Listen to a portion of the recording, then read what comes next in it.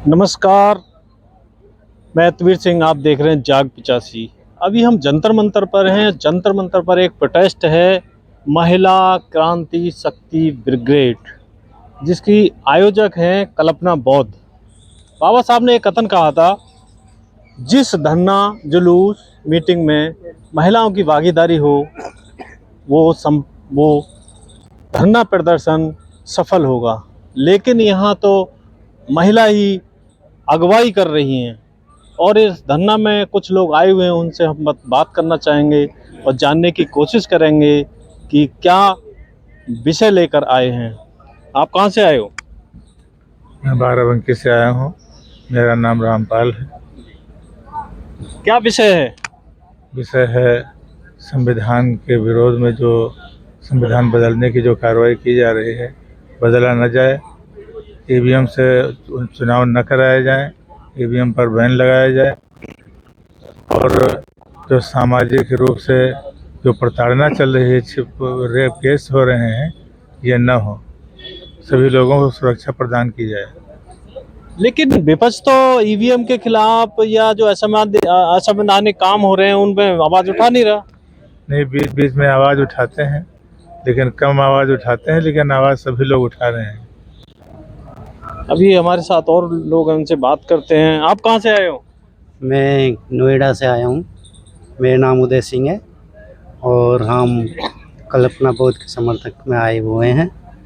हमारा मेन मकसद है संविधान बचाओ और ईवीएम हटाओ। बातों से संविधान बचाओगे, वो तो सरकार बनानी पड़ेगी। नहीं, हटाएंगे क्यों नहीं। हम चाहे हमें जान देनी पड़े, चाहे कुछ भी करना पड़े, लेकिन संविधान बचाना पड़ेगा। अरे महाराज, जान दे दोगे तो काम कैसे करोगे? नहीं, संविधान तो बचाएंगे, चाहे किसी भी कीमत पे बचे। कैसे बचाएंगे, वही तो पूछ रहे हैं हम। चाहे हम बचाएं, पब्लिक इकट्ठी करेंगे, समाज इकट्ठा करेंगे। कौन संविधान को कौन खत्म कर रहा है? संविधान को ये जो लोकतंत्र वाले हैं ये खत्म कर रहे हैं। लोकतंत्र वाले? हाँ, लोकतंत्र वाले तो सब हैं, हम भी हैं यहाँ पे, सब लोकतंत्र वाले ही हैं। बीजेपी सरकार वाले बात कर रहे हो? बीजेपी जो है, मेन मुद्दा बीजेपी है। यही हमारा लड़ाई किसकी है? अम्बेडकरवाद मनवाद की लड़ाई है। अम्बेडकरवाद जातिवाद की लड़ाई है। लेकिन जातिवाद में तुम खुद ही फंसे हुए हो। हम तो फंसाए हो रहे हैं ना। ये तो निकलो ना। आपका नाम मैं बोर्ड पर पढ़ा हूँ, तवीर सिंह जाटव। हाँ जी। लेकिन ये जाति ब्राह्मणों ने बनाई हुई है, मनवादियों ने बनाई है। जाति के चक्कर में आज भी फंसे हो आप। हम जाति के चक्कर में नहीं फंसे हो रहे हैं, हम तो लिखाने के चक्कर में फंसे हो रहे हैं। सामने एनिलेशन ऑफ कास्ट एक बुक लिखी, उसको फॉलो नहीं कर रहे। आप अपने नाम के आगे जाटव लगा रहे हो, आप प्राउड कर रहे हो जाति के नाम पे, और आप मनवाद से लड़ाई कर रहे हो। कहाँ से लड़ पाओगे? नहीं लड़ेंगे, हर कीमत पे लड़ेंगे। कैसे लड़ोगे? भाई देखो, जब तक जागरूक नहीं होंगे, जब तक शिक्षित नहीं होंगे, तब तक कुछ नहीं कर पाएंगे। सब में जरूरत है कि लोगों को पढ़ना चाहिए, बाबा साहब को पढ़ना चाहिए, बुद्ध को पढ़ना चाहिए, ज्योतिबा राव को, फूलों को पढ़ना चाहिए। जो आयोजक हैं उन्होंने कल्पना बौद्ध लिख रखा है। जी ठीक है, जी, मान ली, बिल्कुल सही बात है, 100% सही बात है। लेकिन जो सहसंयोजक है, 5 आदमी है, 5 आदमी के नाम के आगे जाटव लिख रहा है, जो जाति का फख्र है। अभी बाबा साहब ने कोई जाति जोड़ो। अभी ये लोग अनभिज्ञ हैं, अभी इनको और जानकारी लेना है, तब जाके संघर्ष कर पाएंगे, तब जीत पाएंगे। नहीं तो लड़ते रहेंगे, जीत मिलने वाली ही नहीं है। हमारे लोग अभी अनभिज्ञ हैं और इनका कहना है कि अभी इतनी समझ नहीं है कि वो जिससे लड़ रहे हैं उसी के पक्ष में खड़े हैं, और जिसके पक्ष में खड़े हैं उसके विपक्ष में खड़े हैं। कहने का मतलब ये है, उनको ये नहीं पता कि हम लड़ाई किससे कर रहे हैं। उन्होंने जाति की जाटव लिख रखी है, जाति पे फख्र कर रखा है, जबकि बाबा साहब ने एनिलेशन ऑफ कास्ट बुक लिखी थी, उन्होंने बोला था जाति तोड़ो समाज जोड़ो। क्या कहना चाहोगे? मैं कहना यही चाह रहा हूँ कि संविधान बचाना है, किसी भी तौर तरीके से हो। जो हमारे समाज के तमाम लोग हैं जो अनभिज्ञ हैं, जिसके बारे में नहीं जानते हैं, समाज में जो लोग नहीं जानते हैं उनको जगा करके, एकत्रित करके, जैसे भी हो, इस बीजेपी सरकार जो संसद के साथ, मतलब वो संविधान के साथ खिलवाड़ कर रही है, उसको समाप्त करना है। संविधान कैसे बचेगा जिस सरकार ने दलितों के लिए, बहुजनों के लिए जमीन दी, पट्टे दिए? उनकी सरकार अब एक एक विधायक पे आ गई है। हाँ, बस इसी बात से तो सभी लोग अनभिज्ञ हैं। बताइए, हमारे 131 सांसद बैठे हुए हैं संसद भवन में, वो नहीं इसका विरोध कर पा रहे हैं, तो ये आम जनता क्या कर सकती है। लेकिन हम लोग प्रयास कर रहे हैं पूरी तरीके से कि किसी भी तरीके से हो, जनता को जागृत करके संविधान बचाना है।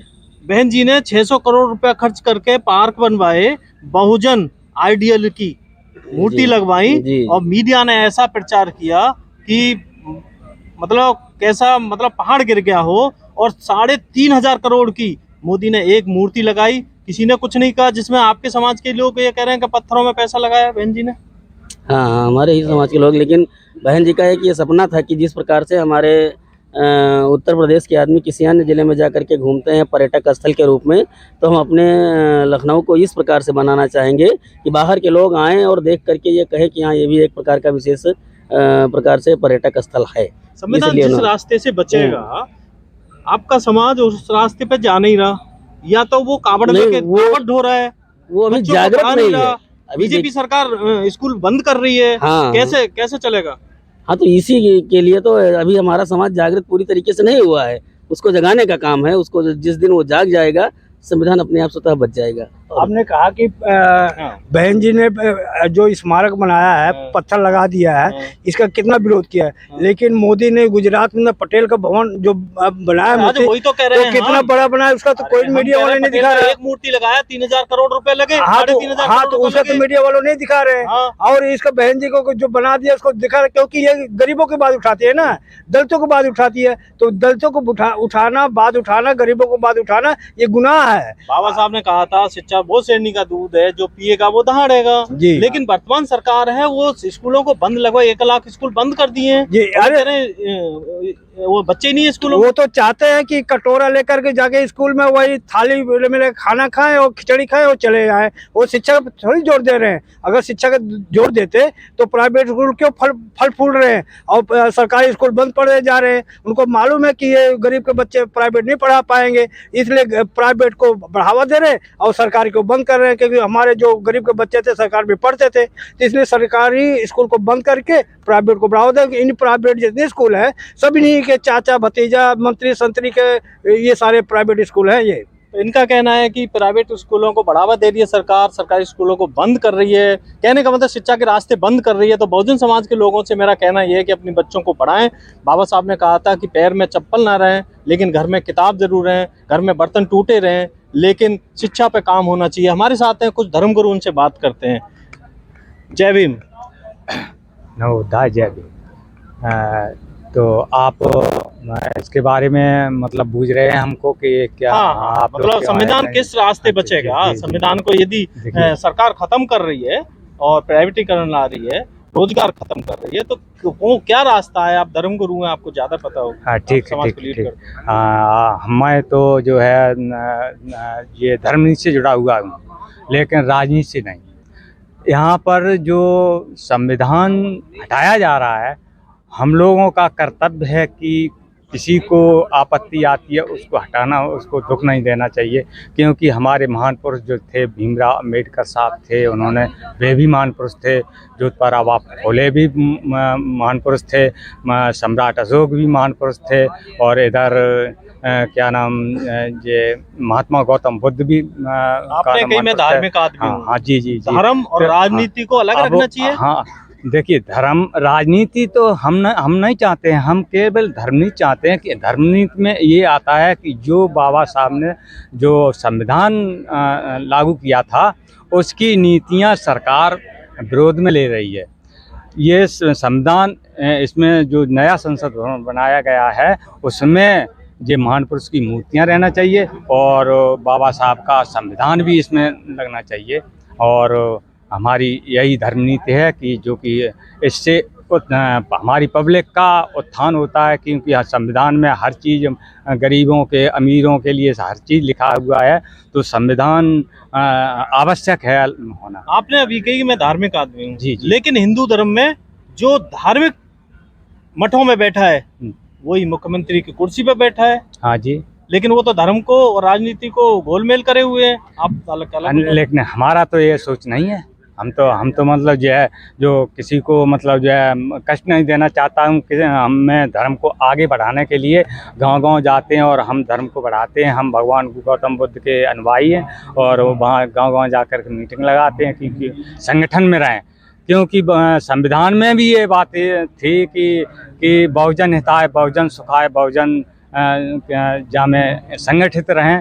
तो संविधान की बात को हम लेकर के चल रहे हैं कि तो संविधान हटाया जा रहा है, वो नहीं हटना चाहिए। मैं इस बात पर प्रकाश डालना चाह रहा हूँ कि एक धर्मगुरु आप हैं जी। एक धर्मगुरु और हैं हाँ जी। जो धर्म के रास्ते लोगों को भटका के वोट पाके पैसा पाके और राजनीतिक पद पर मुख्यमंत्री हो या प्रधानमंत्री हो उन पदों पर बैठे हैं। हमारे प्रधानमंत्री महोदय वो धर्मगुरुओं के दंडवत, अभी आपने देखा होगा नया संसद भवन का उद्घाटन हुआ था। जी, जी, जी। तो ब्राह्मण पंडा पोंगी जो भी हैं उनके आगे दंडवत वो हो रहे थे, प्रणाम कर रहे थे, उन्हें पैर छू रहे थे उनके। कल का भी वीडियो उनका आ रहा है, एक धर्मगुरु के मतलब पड़े हैं, चरणों में पड़े हैं।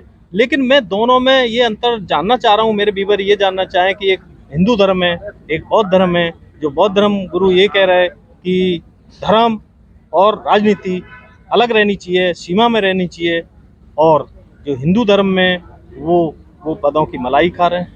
हाँ, तो यही तो है, इसी के बारे में तो हम कह रहे हैं। जो धर्म नीति है वो मानव को जोड़ता है, धर्म होता है मानव को जोड़ने वाली बात है। और ये मलाई खा रहे हैं, ये तो अपना वर्चस्व बना रहे हैं, अपने को अपना रहे हैं। इसलिए मैं धर्म से जुड़ा हुआ है कि धर्म नीति होना चाहिए, अपनत्व की भावना नहीं होना चाहिए।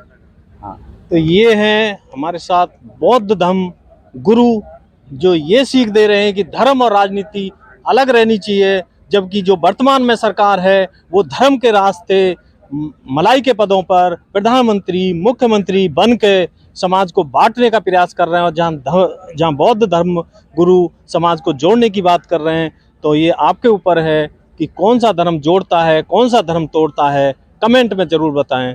Thank you.